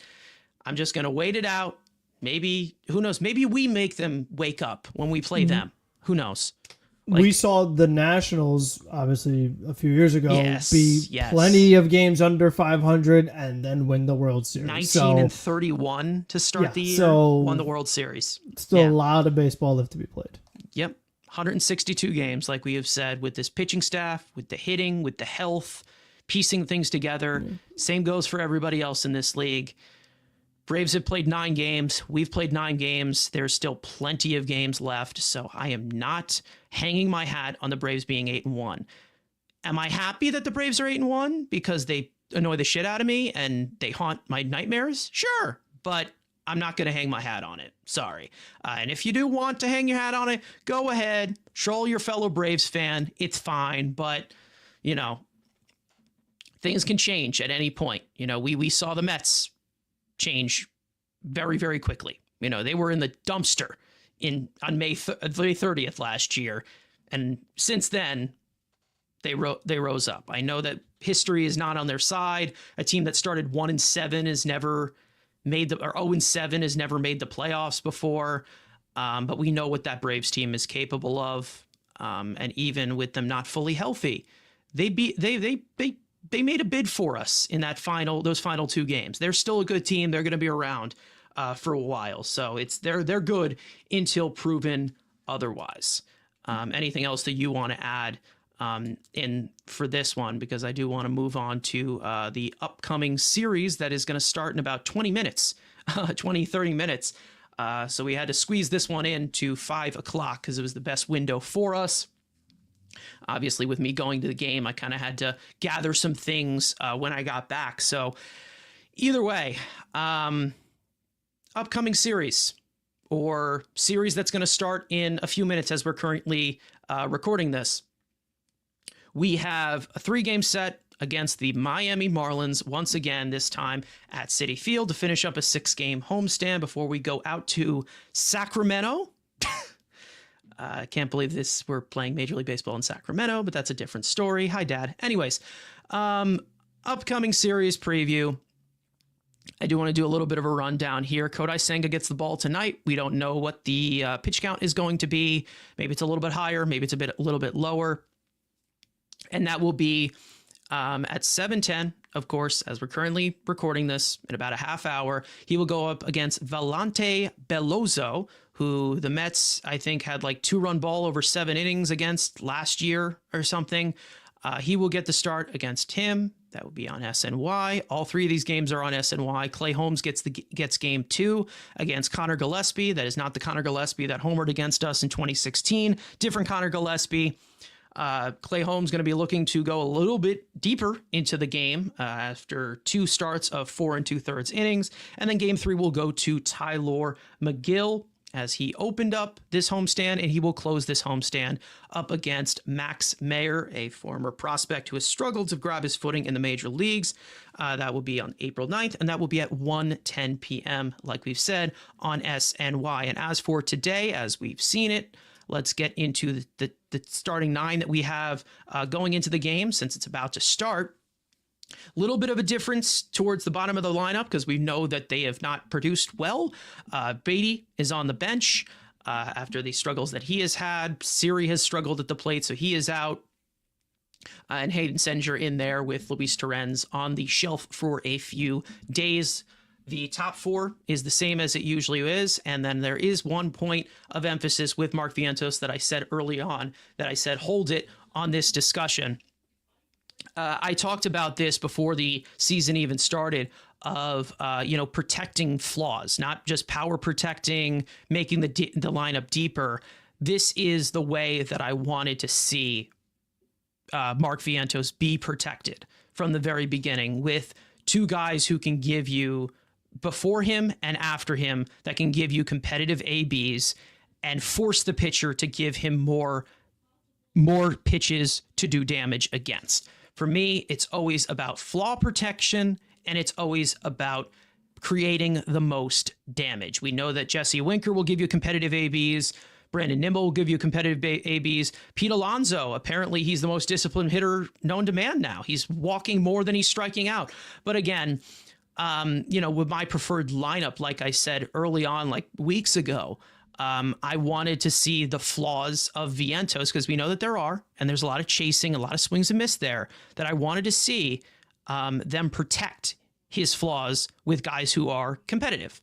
And in that way, you have a guy like Brandon Nimmo, walks a lot, great pitch selection, and then you also have a guy like Jesse Winker, who walks a lot and has great pitch selection, has a great eye, and has shown that so far in this homestand. So again, I feel like this is the game, like this type of setup. This is a game where where Mark Vientos has an opportunity to break out of this, rough stretch to start the season right here. And I think that this would be the best way to do it. Again, it's all about the overall efficiency of this lineup. And then that bottom three, we'll see what we can get from them. Tyrone Taylor has not started for quite a while. Luis Angel Acuna looks like he's going to start getting a chance, with Beatty struggling. So again, this is the type of lineup similar to what I would do. Obviously, there is a little bit different of one little swap that I would make, but with Pete Alonso in the 3-hole hitting the way that he is, leave it as that. And then, of course, Brandon Nimmo has still been productive, even though he has not shown that full capacity that we know he's capable of. Frank, obviously, thoughts on the lineup, thoughts on this series. We'll get into the poll after you're done with your rundown of what you guys think going forward into this series. Make sure to vote on the poll if you have not yet, of what you guys think is going to happen in this series, whether the Mets are going to sweep, take 2 out of 3, Marlins take 2 out of 3, or the Marlins sweep. Let us know in the poll. It is still active. Frank, I will go over to you. What are your thoughts going into this series? Yeah, I mean, they just faced the Marlins a few days ago. So, I mean, you're really going at it again. It's very interesting that the Marlins got rained out yesterday against the Braves. So Sandy Alcantara was supposed to pitch yesterday, but he is not pitching today because he's going on paternity leave. So now you have Belozo, whatever his name was, he's pitching today. So, you get him instead of Sandy. But what is very interesting to me is that Game 2 is a rematch of Game 3 from this past series. So, I mean, you're going to be going up against, like I said, Connor Gillespie, not the one that played for the Giants, and Clay Holmes going to be pitching against him. And this was that game that went to the 11th inning where the Mets held on. It was the game that had poor hitting. Maybe a word in front of that for those that recall. So it's going to be interesting to see them get another crack at it, because Gillespie, he went 5 innings of 1-run ball. So I am just kind of curious to see, now facing him a second time in the span of a week, to see if the Mets are able to perform much better. I feel like having Beatty on the bench and having Acuna face a right-handed pitcher, let's see how that goes. And the same goes with Tyrone Taylor getting a start, because for Siri, even though there's things I like, he hasn't been great though. I mean, he's still hitting like under 100 or whatever. So for Taylor, it's still open job. Siri. Yeah, so Jose Siri, basically. Because for Taylor, it's still an open job for him too. Like if Tyrone Taylor could string together some quality games like the way he did last season, it's still a job that he could win too. So I mean, you still have some guys that are out there really with something to play for, and that really trying to make sure that they're a starting player. So you have a little bit of that going on, some of these position battles in the regular season. So I am curious to see how that goes. And also, moving Vientos up I feel like that's an interesting call too. You normally with a struggling player, you might send them down, but to your point, it's going to give him some opportunities, and I feel like the hope is that like if he has guys on base in front of him, it might make pitchers a little less, not wanting to throw balls out of the strike zone, maybe give him more pitches to hit because he is chasing definitely a little bit too much right now. So if he has those extra opportunities where he has more pitches in the zone that he could make quality of contact with and feel a lot better about himself, get his confidence going, that would be ideal. So that's the one that obviously we're really watching. Yeah, I mean, that's the whole thing. It's the thing about this is it's not just about, doing damage in the zone. You also have to create it too. So again, when it comes to Winker, he's going to give you a competitive AB. Nimmo usually gives you a competitive AB. So sandwiched in between them, it allows them, in those situations where Vientos can get a lot of pitches to hit. So again, you also have this Beloso guy who does not grade out well. His stuff's not great, but it seems like he's more of a contact manager. But you're looking at the situation as compared to this that they have tonight. They have, of course, the bottom part of the lineup. We know that Vientos was a threat last year, so there still is hope that he could get it going. But who was behind him? I mean, even yesterday, Beatty was behind him. So it was like, okay, Vientos chases, so let's give him stuff to chase. He's struggling right now. And then also we can get out of this inning if we said B, if he walks, because Brett Beatty's here, and Brett Beatty is terrible. And so it's not like, that type of protection that doesn't, it doesn't really have anything to do with power protection or who's bad. It's all about just protecting flaws, protecting potential damage, protecting, things that, guys just don't well. And that's the best way to build a deep enough lineup. And I feel like it just wasn't doing diligence right now with Vientos, even though Vientos was in his head. There's a lot of things that he needs to do better. But again, I feel like there's going to be a lot more opportunities for him. So this game, I'm looking at Mark Vientos to get some of the job done. I'm looking at Vientos to start producing tonight because he's definitely in a good situation right now where he's sandwiched in between two very competitive hitters at their typical situation where they're walking a lot. They give you a lot of those where you can't pitch around them because they're not going to swing at them. So again, that's the type of formula, and don't be surprised if you see Mark Vientos break out tonight. I'm calling my shot. I'm calling my shot right here because, they say I'm similar to Babe Ruth, similar to the GOAT, I see some similarities. I could see it. Yeah. Not the similarities that any person would want, but anyways. There are some. Hey, I don't have fish and beer every night, so that's one difference between me and him. But there's a lot. But anyways, as for some predictions going into this series, I'll swing it over to you, Frank. But before, 39% of you are saying that the Mets are going to sweep and they're going to be 9-3 after the end of this. 56% of you are saying, which is the majority, saying that they're going to win 2 out of 3. 0% of you are saying that the Marlins are going to win the series, and 5% of you are saying that the Marlins are going to sweep. So maybe there's a few Marlins fans in here that are a little bit overconfident. So they can't win the series, but they can sweep it. Yeah, I don't know. One thing I will say before I swing it to you, that Xavier Edwards guy, that guy pisses me off. That guy is D. Gordon level. That guy is that type of pest. It's always those scrappy players, and then it's always that power hitter who's done nothing in the big leagues, but they just kill the Mets. That's always the formula of Mets versus Marlins. So keep that guy in check, please. Please just try. That's all I ask, because he had himself a field day in the first series. And he's had himself a field day against us since he's been with the Marlins. I think he was originally with the Rays or something.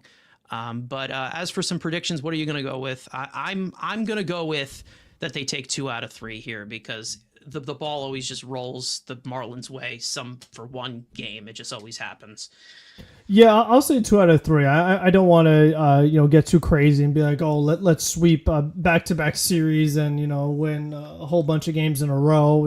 I'm not ready to go to that level yet. Even though, like we said, the Mets won that series against Toronto, it wasn't pretty. Even though they won that series against Miami, it wasn't pretty. I mean, even though the team has a good record, they're not necessarily playing great. So there are some things that just get going. Like if you told me that well, Soto's on fire right now, Lindor's hitting really well, and Vientos, like if they had everything clicking, I'd be like, okay, sure. But right now, they're just not doing that quite yet. But they still have enough to where they still win the series. Yeah. By the way, an update on the catching situation. Tyler McGill's mom added in on the conversation saying that Tyler was a catcher till his freshman year in high school. And she says that it would be a fun 6'7" catcher. But she says it hope it never comes to that. So maybe Tyler McGill, add him to the list, who knows, of a possible emergency catcher.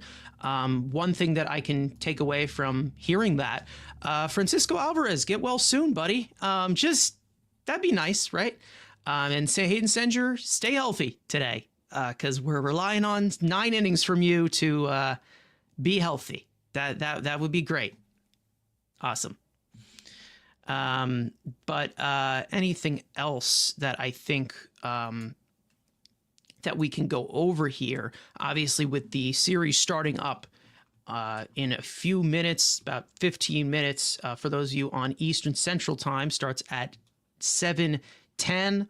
But overall, I guess the theme of this one is something that can be warranted at the beginning of the season. That being a win is a win. That's what they did in this series. It wasn't beautiful. There's a lot of things that they need to iron out.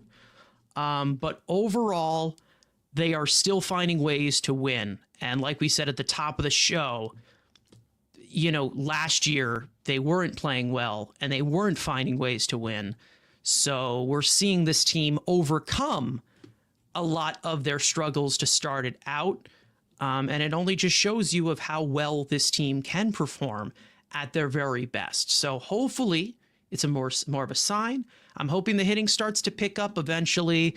But I'm also giving the benefit of the doubt, or maybe I'm in some delusion saying, oh, well, it's just a little cold right now. It's got to get warmer. That's it. But again, still need to perform. There's still things that are unacceptable that we've seen from the offense. Let's aim for tonight. All right. With a new bottom of the order, let's aim for somebody to get on base in that bottom 3. How about that? Right? Just somebody get on base. Maybe 2 people get on base. Something like that. That's all I'm asking for. Set the top of the lineup for those situations. As we've seen, Francisco Lindor, these last 3 games, to start off the home opener series, he's been good. Soto yet to break out yet. He's still been giving you quality ABs. He's reached base every single game so far, though. He has. And that's the crazy thing. We haven't really heard much of, Juan Soto, the generational guy, because he hasn't been the Juan Soto, this past week since, the Astros series. He was great, but against the Marlins, against the Blue Jays, he didn't really give like the signature spotlight onto him, but he still was very productive. Like he drew quite a bit of walks. He was giving, like, that's the type of Juan Soto that you get at his worst. We're in pretty good shape when we see Juan Soto at his best, and we all know we're going to see Juan Soto at his best because that's what Juan Soto is. Or maybe he stole all that money from us and he's overpaid and he's a bum, as our friends from a certain radio station like to say all the time after seeing 2 ABs from a player or see them pitch 1 inning. The greatness of sports media, as we like to call them. But anyways, Frank, I will give it to you for some final thoughts. Obviously, we will be live at the end of the Marlins series. And we will let you guys know on Twitter for that. But for those of you in here, thank you guys so much for tuning in. Frank, any closing remarks going into another series, going into Mets baseball that'll start in about 10 minutes as we're currently recording this? Yes, I mean, like I said, these games against the Marlins are very crucial. Especially with expanded playoffs, it's like, every game counts. You still have to play them with the same sense of urgency, but not to the extent that we talked about earlier, like Carlos Mendoza, like not using Danny Young and like overworking Kranich. So it's like I do want to see like Ryan Stanek be used some more. I do want to just see like some more guys, other bullpen arms be used so you're not overworking the same guys, lose their effectiveness. And then like you were talking about, the bottom of the order. How about this? Can some starting pitcher throw a pitch into the seventh inning? Can that be done? That is my big one. Can we make that happen this series? Because that would go a really long way. Because one of the things that's coming up, not this series, but once that athletic series starts, that's like, I think 10 days in a row where they're playing, because then there's no off days. So, this whole like starters not going deep into games and using a lot of the bullpen, that's going to be really, really hard to do once you don't have off days. So they got to start getting a habit of, let's get some life from our starters so we're ready for a big stretch of games like that. One thing I will say, from the first two guys in this series, Senga and Holmes, even though we know Senga is going to be on a limited pitch count, I'm going to, make a safe bet here and say that Francisco Lindor is not going to have 2 errors tonight. Then that's not going to derail his start. So hopefully he can go a little bit farther the distance, because we all know that from the top of like those first 2 batters he had, Senga, he obviously had a few rough locations, but after that he was rolling. He was rolling with the forkball. They were swinging at it. They were chasing it. So hopefully we can have some better there. And then of course, Clay Holmes, can the defense do something for him? Just please, because the first 2, they've screwed him a lot. So again, it's all really about it being a well-oiled machine, as we like to say. It takes a team to win. All right. It doesn't just take a single person. Teamwork makes a dream work, as they like to say. And nobody, actually, to be honest, I was the first person to ever say that. Actually, that's my quote. But other than that, I think we're going to wrap it up here, guys. Thank you guys so much for watching. We hope you guys enjoyed the live conversation. For those of you watching or listening on playback, you want to join the conversation live in the future, make sure to subscribe to the Mets Weekly YouTube channel to turn on post notifications to know when we go live. Make sure to follow Mets Weekly on X and on TikTok. It mainly features Frank's post-game analysis, which will be, once again, after today's Marlins game. So tune in for that. Follow all of us individually, including our third Mike, Andrew, who is not able to make it for this episode. I think he was just hiding away from the Pete Alonso success, because we all know that, they have a history. But anyways, we will turn you guys over to first pitch, which is about in 10 minutes. Kodai Senga on the mound once again against Valente Beloso. Great name right there. Mets versus Marlins. We will send you guys over to there. Of course, let's go Mets. And we will see you guys next time.